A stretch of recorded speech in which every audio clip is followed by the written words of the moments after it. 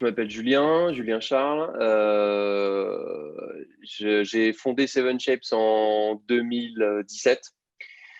Avant, j'étais dans l'industrie, dans les usines. Donc, moi, je bossais chez Schneider Electric. Je faisais de l'amélioration continue, c'est-à-dire qu'en gros, je m'occupais d'améliorer les lignes de production, améliorer la qualité, les stocks, les problèmes de panne, etc., etc. Donc, je faisais en sorte que les lignes soient plus efficaces. Donc, ce qu'on appelle le lean management ou le lean manufacturing, en gros. Donc, c'est tout un tas de méthodes, d'outils, etc., que j'appliquais. Donc, j'ai fait ça pendant 4 ans sur des lignes de prod au sein de différentes usines Schneider, donc sur la Nouvelle-Aquitaine, grosso modo.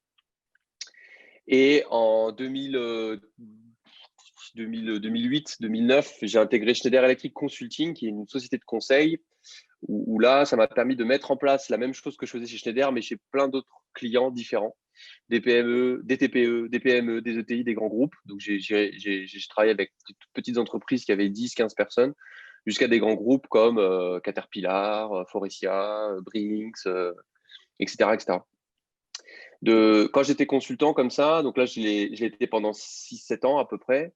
Donc, je voyageais beaucoup à travers l'Europe, etc. Je faisais plein de missions à différents endroits, beaucoup en France, beaucoup en Europe aussi. Et j'avais 3 casquettes, une casquette de commercial, une casquette de formateur. Donc, je faisais de la formation au lean à d'autres personnes, soit Schneider, soit non Schneider, sur des différents niveaux. Et j'avais également une casquette de consultant, donc consultant, formateur, commercial. J'ai eu en charge pendant du coup les 5 dernières années, on va dire pendant les 5 années, quasiment les 6 années où j'étais là, j'avais quand même une forte casquette de commercial. Donc j'ai développé beaucoup l'offre commerciale Schneider Electric sur l'ouest de la France. Donc je me suis créé un réseau, ça c'est super important, plus Turquie, Tunisie et un petit peu les pays nordiques, un petit peu aussi derrière. Donc l'idée, c'était de développer un peu à l'international ce qu'on faisait et de faire évoluer les formations que je faisais aussi derrière.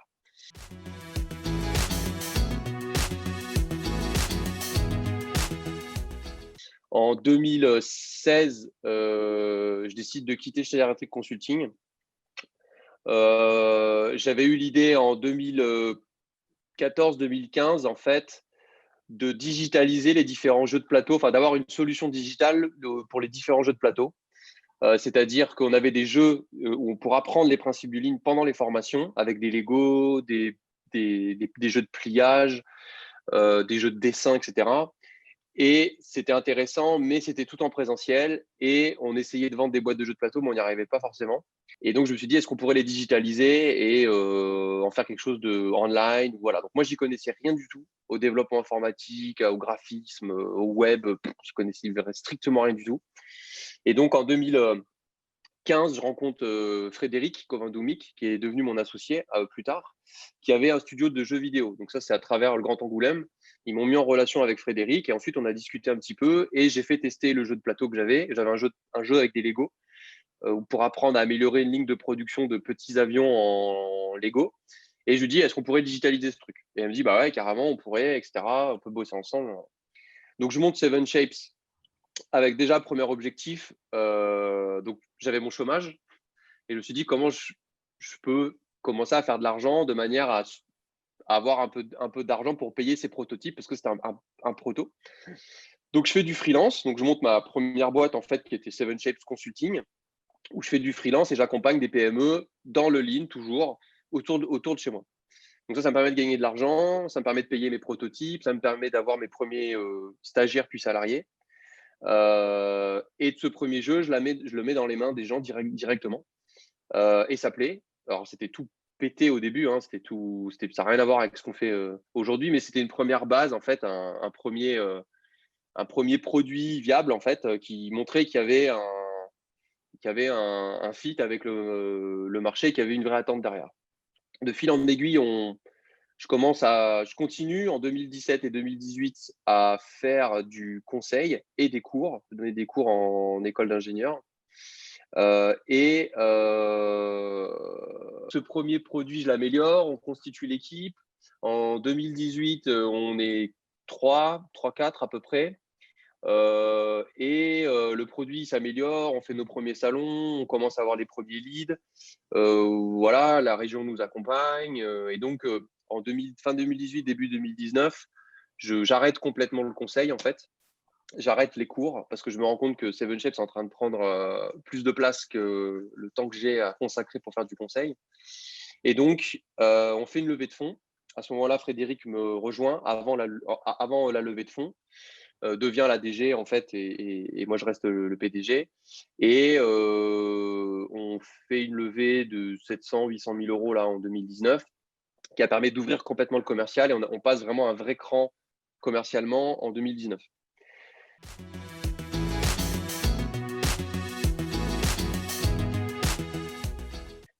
Et de là, après, en fait, c'est allé assez vite parce que là, maintenant, on est une douzaine. On travaille avec plein de grands groupes. On n'a plus que notre solution digitale. On a aussi des certifications et des formations via le jeu vidéo, parce que tout est développé à travers une simulation d'une usine de drones qui fonctionne pas très bien.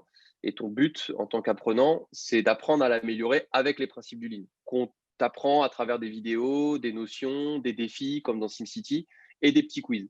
Et tu avances dans ton parcours de formation. Donc aujourd'hui, la Seven Shapes School, du coup, qu'on a créé vraiment en 2018-2019, c'est une école qui te permet d'apprendre les basiques du Lean sans les PowerPoint, qu'avec des choses très interactives et en mettant en place toi-même les principes dans une simulation. Donc c'est ça l'idée. Donc du coup, moi, mon équipe, elle est constituée à 99% de personnes du jeu vidéo, des développeurs, des graphistes. J'ai des personnes qui s'occupent du commercial, des personnes qui s'occupent de la partie support, etc., etc. Et donc aujourd'hui, 60% de notre chiffre d'affaires, c'est vraiment de la certification en ligne, sur différents niveaux, et de la vente de licences. Du coup, donc les gens achètent les licences, il y a déjà l'expert, ils ne veulent pas forcément de certification, et les grandes entreprises nous achètent des licences derrière sur étagère.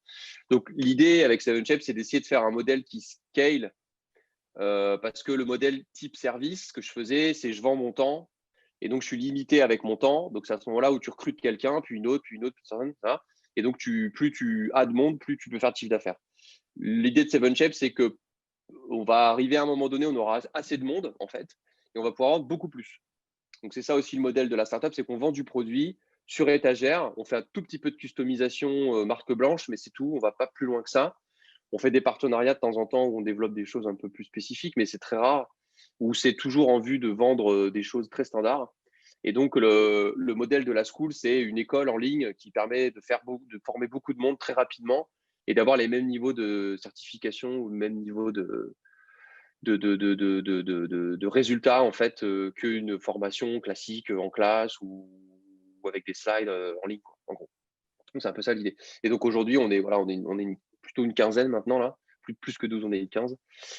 Et là, on ouvre complètement, on est en train de faire de l'international, on fait des partenariats stratégiques sur d'autres thèmes que le Lean, genre le Lean Office, enfin ça reste toujours le Lean, mais Lean Office, la supply chain, et tout ce qui va être Green and Lean aussi. Donc c'est comment tu passes ta boîte avec les enjeux environnementaux derrière, quoi. Voilà, ça c'est différents projets. En gros, ça va voir ce qu'on fait.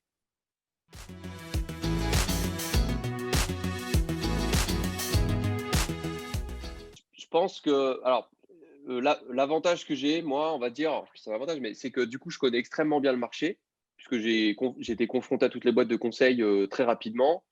Je savais ce qu'ils avaient, je savais ce qu'ils n'avaient pas. Euh, et en fait, mon premier conseil, c'est en fait,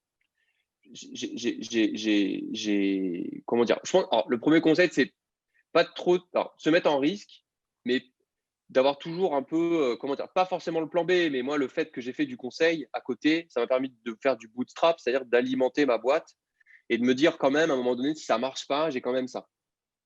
Alors, c'était pas mon plan B, parce que mon plan A, c'était vraiment de faire la school, mais j'avais quand même de quoi gagner de l'argent et d'injecter de l'argent. Donc, les 2 premières années, avec les subventions plus ça, voilà. Donc ça, c'est intéressant d'avoir quand même même si mon produit, c'est de faire un produit, de ne pas m'empêcher de faire de la formation ou du conseil à côté lié à mon produit. Donc, toi, si tu fais un produit school et qu'à côté, tu es boulanger, bon, ça ne va pas le faire, quoi. Mais moi, le fait de faire du conseil, alimenter mon jeu. Donc, ça a toujours un lien, en fait. Donc, si je sais pas, demain, tu as envie de développer une application pareille dans l'éducation, bah, fais des cours à côté et puis teste là un petit peu. Donc, je pense que ça, c'est un premier conseil, c'est d'essayer de quand même de pas être en mode, je me mets en mode chômeur à mort et puis je fais que de bosser sur mon produit. Et puis, la deuxième chose, c'est de mettre dans les mains des gens, ça c'est classique startup, mais de mettre dans la main des gens ton produit hyper vite. Même si tu trouves qu'il est pété, qu'il ne marche pas, que tu es obligé de leur expliquer 15 fois comment ça est censé marcher, de faire ça et de ne pas hésiter à faire un truc très très simple mais qui marche. Et de pas de faire un truc compliqué avec plein de features et qui ne marche pas, quoi. Vaut mieux faire, ça c'est Oussama Ammar qui dit ça, de faire quelque chose de faire peu mais simple que de faire beaucoup et qui marche pas très bien, quoi, en fait. On va dire, ouais, troisième chose, je pense le réseau, c'est pour le commercial au départ, se lancer dans un marché qu'on ne connaît pas du tout, on n'a pas de réseau, on ne connaît personne, c'est super chaud. Moi, j'ai pas mal de mecs qui se lancent en freelance, par exemple, qui ont bossé dans des grands groupes, qui n'ont pas de réseau ou très peu, et qui se lancent en tant que freelance. En général, c'est assez compliqué. Donc, le travailler son réseau, c'est super important et ça passe par les réseaux sociaux. Il y a beaucoup de boîtes que je ne vois pas jamais sur les réseaux et je pense qu'aujourd'hui, en plus avec le Covid, il faut vachement être connecté. Et après, la dernière chose, je dirais que il faut, quand tu vas être PDG de ta boîte, tu es un peu le bouche-trou au début, quoi. C'est-à-dire que tu vas faire de tout. Parce qu'au début, tu n'as pas forcément telle compétence, donc il faut que tu la développes. Donc moi, typiquement, au début, pendant 1 an et demi ou 2, j'ai géré moi-même la partie finance. Donc je faisais les payes, je gérais le compte en banque, je gérais les RH, je gérais les bilans, etc. avec mon cabinet comptable. Petit à petit, j'ai mon associé qui est arrivé, qui a repris ça. Là, tu vois, typiquement, j'ai mon game designer, donc la personne qui fait les dessins, enfin comment va fonctionner le jeu. Il est malade, bah, c'est moi qui l'ai fait. C'est moi qui fais la gestion de projet, alors que j'ai quelqu'un pour le faire. Et c'est constamment comme ça, en fait. Donc, je pense que faut se former un peu sur les trucs que tu connais pas, même si tu n'es pas expert. Très rapidement, tu mets un mec qui connaît mieux que toi. Donc, moi, je ne dev pas, je fais pas de développement, mais voilà, j'ai mis les mains dedans un petit peu pour comprendre. Et forcément, au début, tu es le bouche-trou, quoi. Donc, ça peut être vraiment la prod, mais ça peut être aussi, c'est toi qui nettoie le sol du bureau, c'est toi qui vas acheter le café, c'est toi qui fais en sorte qu'il y ait l'électricité qui tourne.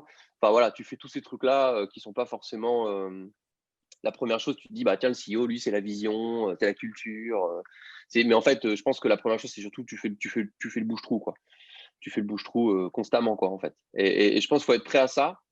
Parce que tu n'as pas ton équipe au début, parce que tu n'as pas tout le monde, et donc il faut que tu fasses beaucoup, beaucoup de choses, quoi. Donc, ce serait ça serait un autre truc. Et puis surtout, de ne pas se presser à s'associer avec quelqu'un aussi. Nous, avec Fred, on a bossé quasiment pendant 2 ans et demi avant de s'associer. 2 ans et demi, voire 3 ans, quasiment.